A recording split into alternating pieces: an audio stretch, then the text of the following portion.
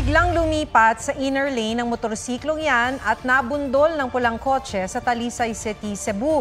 So memplang ang motor at tumilapon ang angkas nito. Sa kaparehong lugar, isa pang motorsiklo ang pumasok din sa ibang linya ang nabundol naman ng pickup. Nagkaayos na ang mga sangkot sa dalawang aksidente. Hinusisa sa Kamara ang posibleng kaugnayan umano ni Alice Guo sa notorious na sindikato sa China na tinatawag na Fujian Gang. Base sa records mula Fujian, ang dalawa sa kanyang kasosyo sa negosyo. Gayon din ang sinasabing nanay niya. May report si Chino Gaston. Your Honor, hindi ko po alam sila ay kriminal. Yan ang sagot ni dismissed Bamban Tarlac Mayor Alice Guo nang tanungin sa Kamara kung bakit nakikipagsosyo siya sa mga kriminal. Ang tinutukoy ay ang mga Chinese nationals na sina Zhang Rujin at Lin Baoying na sangkot sa money laundering sa Singapore.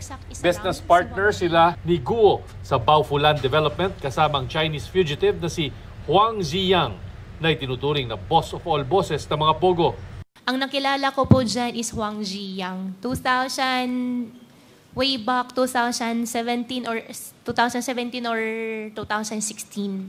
Nakikita ko normal naman, labas-pasok naman ng bansa, normal naman may negosyo po sa Clark. Tanong ng isang kongresista, may connection ba si Guo sa notorious na Fujian Gang?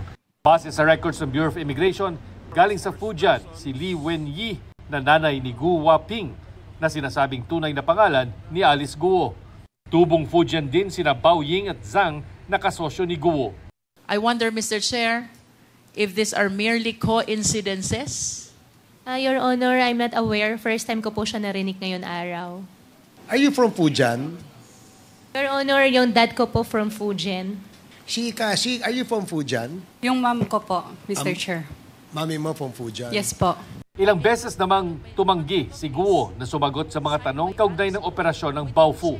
Your Honor, I think for the Baofu, I invoke my right against self-incrimination because I have pending case po with DOJ human trafficking po. Dahil sa pagsisinungaling umano at hindi pagsagot sa tanong ng mga mambabatas, sinight in contempt ng Quadcom si Guo. Huwag mo kaming tanga, iha. Ini-invoke mo palagi yung right against self-incrimination eh. Pero wala namang connection dun sa mga kasong pinahal sa iyo. Umarap din sa pagdinig si suspended Bamban Vice Mayor Leonardo Anunciacion. Tinanong siya kung paano nabigyan ng permit ang Zun Yuan, ang pogo na umupa sa lupa ng Baofu Land.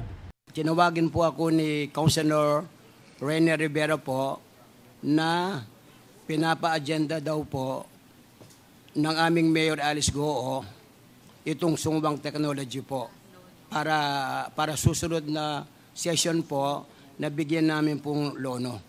Totoo po ba yun, Miss Alice? Pinapa-agenda nyo? Hindi totoo. Your Honor, hindi ko po alam yun. Kailangan ng lono o letter of no objection mula sa Sangguniang Bayan para mabigyan ng PAGCOR ng lisensya ang isang pogo. The mere fact na in-endorse ni Guo Haoping yung pogo na yan, ano ibig sabihin yun? Siya may-ari dahil pumapayag na kayo? Ang sabi po ni Honorable Rene Rivera, nagmamadali daw po itong kumpanya nito para mabigyan po ng lono. This must be a very special resolution for the mayor, for the councilor, to pressure the vice mayor to discuss it na kagad sa session.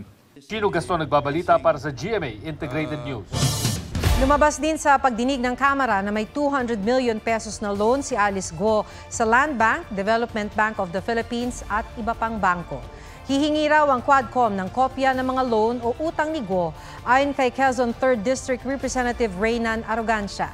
Ayon naman sa Anti-Money Laundering Council, hindi sakop ng bank secrecy law ang mga utang kaya pwedeng ungkatin. Tikom si Guo ng tanungin tungkol sa kanyang lupain. Aabot sa 478 million pesos ang kabuuang halaga ng real properties ni Guo na subject to forfeiture ng Estado. Higit 70 million naman ang halaga ng mga sasakyan, habang may 63 million pang helicopter at 199 million pesos inside 88 principal and 99 related accounts. Samantala, ililipat sa Women's Correctional sa Mandaluyong si Cassandra Lee Ong pagkatapos ng September 26. Gaya ni Go, na cite din siya in contempt ng Quadcom. Kapapasok lang na balita, naaresto ng Bureau of Immigration at Presidential Anti-Organized Crime Commission o PAOK sa NAIA si Tony Yang.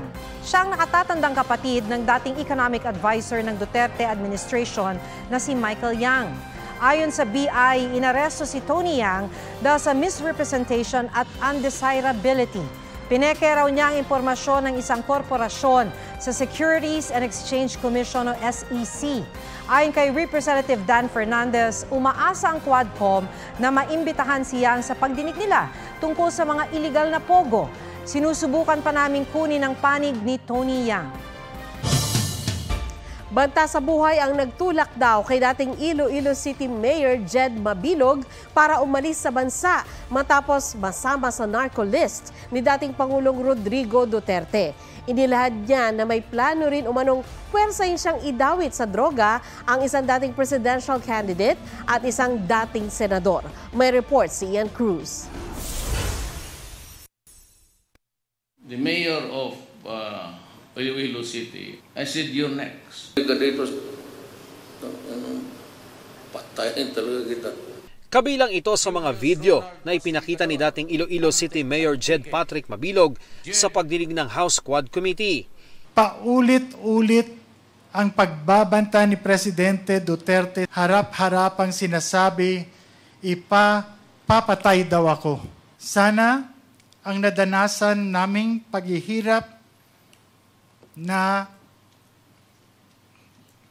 durog, persecution, trauma, at saka walang-wala ay hindi po mararanasan ng iba. Inilahad niya ang 7 taong pagdurusa sa takot matapos masama sa narco-list ni Duterte noong 2016. I was not and never will be a drug protector. Itong PRRD list di umano ay naging hit list. Isinama ang pangalan ng kalaban sa politika.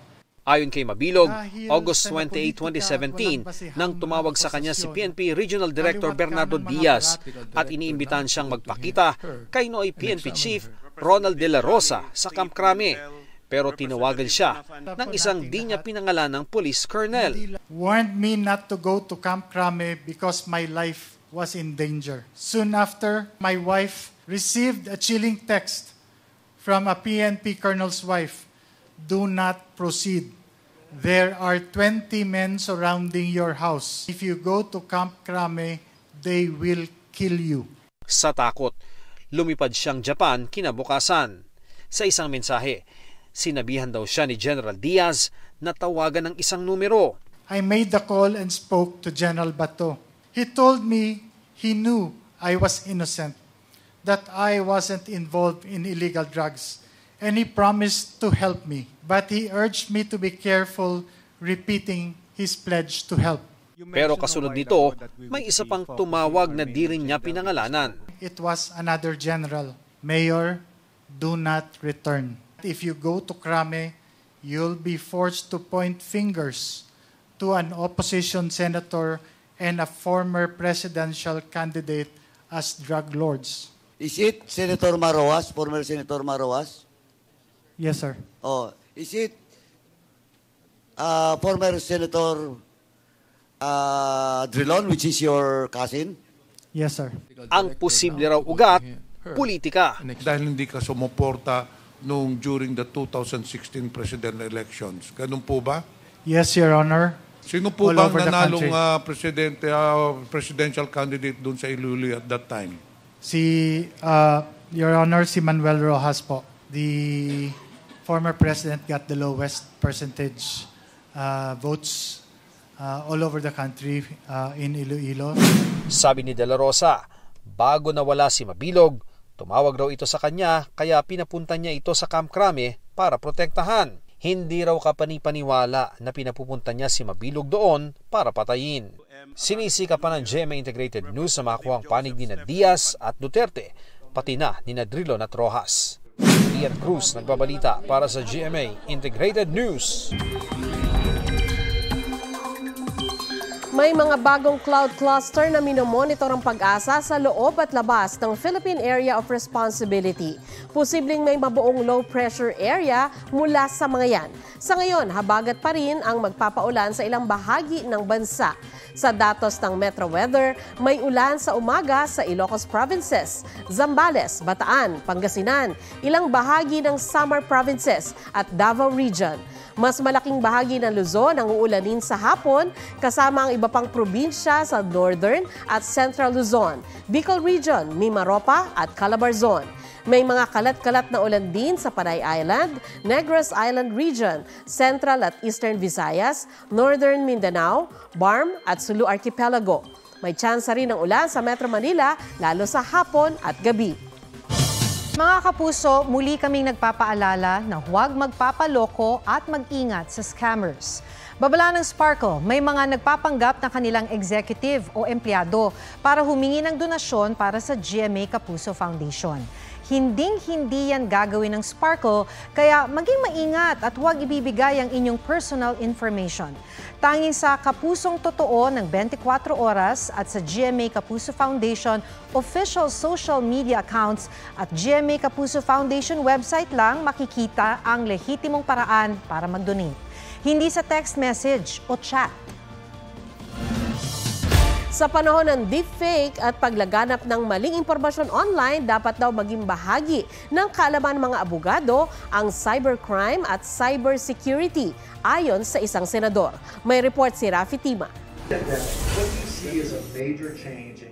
Kahit sa larangan ng corporate o in-house counsel, tumataas ang hamon ng cybersecurity at ang usapin ng AI.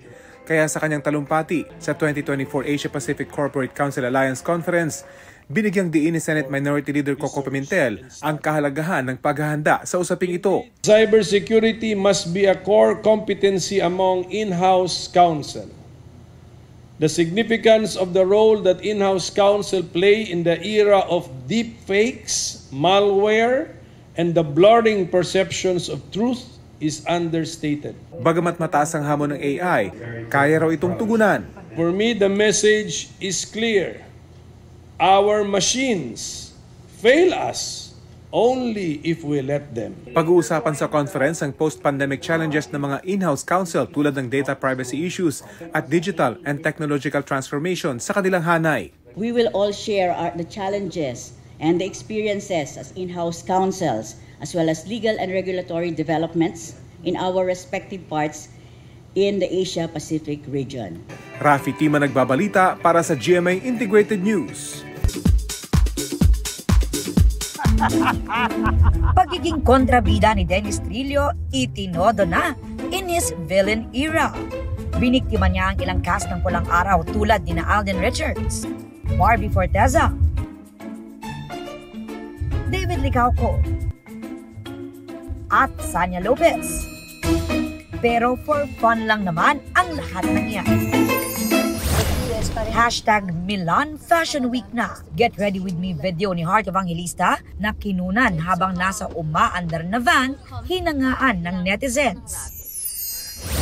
Jen ng BTS, nasa Milan na rin para sa Fashion Week bilang ambassador ng isang brand. Herlene Budol nagpakwela habang naka-Santa costume, viral na. Aubrey Carampel nagbabalita para sa GMA Integrated News. Kapapasok lang na balita, nag-issue ng show cause order ang Quad Committee ng Kamara para sa misis ni Attorney Harry Roque na si Myla. Dati na siyang inimbitahan sa pagdinig pero hindi nakadalo. Pinagpapaliwanag si Myla kung bakit nasa dating partly owned na bahay nila sa Benguet ang utak ng isang malaking sindikato na pugante sa China. Tinanggalan ng mga buto sa tuhod ang 2 bangkay na nakalibing sa isang sementeryo sa Kibawe, Bukidnon. Nakalabas ang mga paa sa nicho ng abutan ng mga pulis. Paniwala ng mga residente, ninakaw ang mga buto sa tuhod para gawing agimat. Patuloy ang pagtugis sa mga salarin.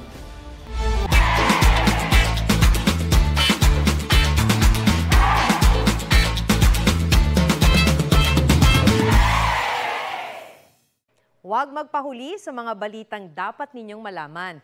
Mag-subscribe sa GMA Integrated News sa YouTube.